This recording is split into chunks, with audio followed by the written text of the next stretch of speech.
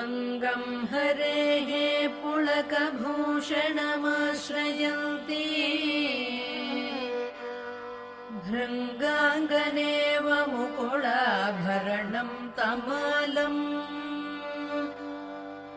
अङ्गीकृताखिलविभूतिरपाङ्गलीला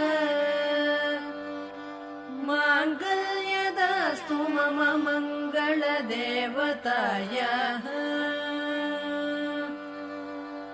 मुग्धा मुहुर्विदधति वदने मुरारेः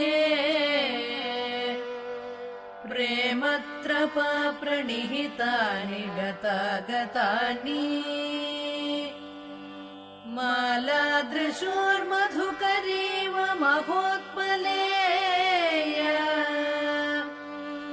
सा मे श्रियम् दिशतु।